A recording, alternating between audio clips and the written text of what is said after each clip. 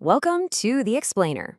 So today, we're going to dive into one of the most critical and honestly, most misunderstood topics for any startup founder, the true cost of your equity.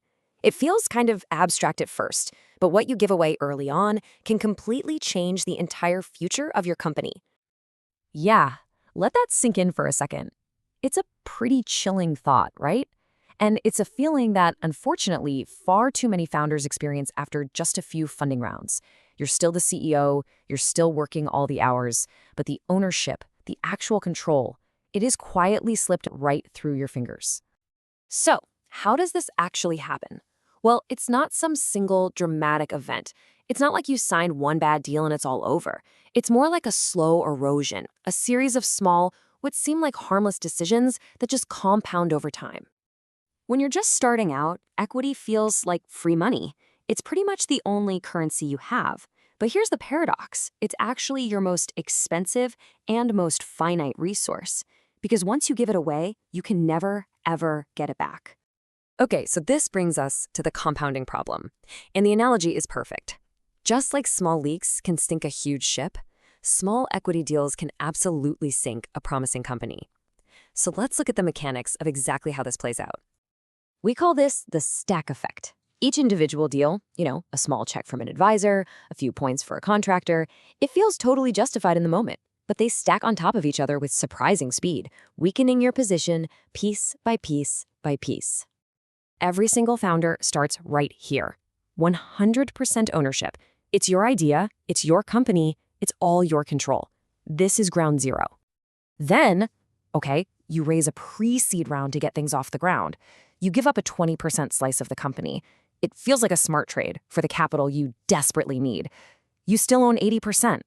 No big deal, right? But hey, to attract top talent, you need to create an employee option pool. So you carve out another 10% for those future hires. Now you're down to 70%. Still a clear majority for sure, but you can kind of see the trends starting. And this is where the math gets really tricky. Your next seed investor takes 25%, but, and this is the key, it's 25% of what's left, not of the original total. This means all the existing shares, including yours, get diluted. Your 70% stake shrinks again, and this time it's a significant drop. And just like that, after only a couple of funding rounds and setting up an option pool, you are no longer the majority owner. You now own less than 50% of the company you started from scratch. That's how fast the stack effect can take hold. And that's the real danger. It's a slow bleed. You're so busy building that you rarely take a step back to see how all these deals are stacking up. By the time you realize what's happened, it's usually way too late to reverse course. And the consequence isn't just about your personal ownership. Serious investors see a cluttered cap table not just as a math problem, but as a huge red flag for strategic carelessness. A messy cap table just screams risk, and it can absolutely kill your ability to raise that next, more serious round of funding. Okay, so to protect yourself, you have to understand the mechanics behind dilution. It's not just about percentages, it's about timing, it's about value, and it's about the very structure of the deal. This timeline really shows why it's not just how much equity you give away, but when you give it away.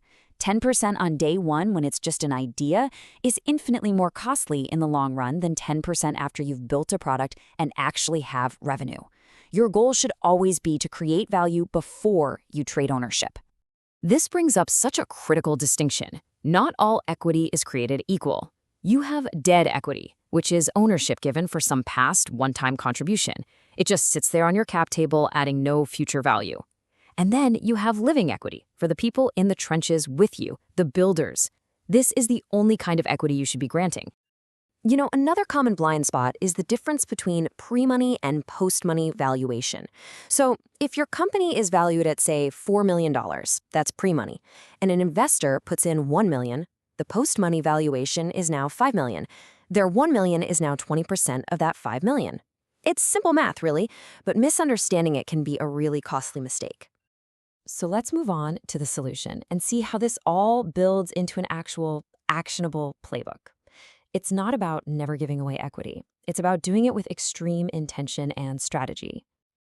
Here are the 3 core strategies. First, trade value, not ownership. Before you even offer a slice of the company, ask if you can pay with cash or a contract instead.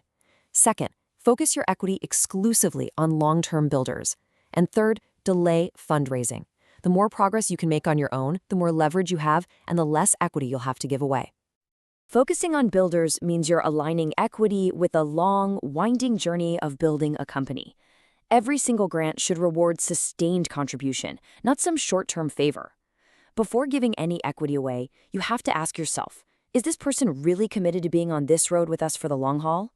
If the answer is even a little uncertain, equity is the wrong tool. Period. And this is really the ultimate takeaway.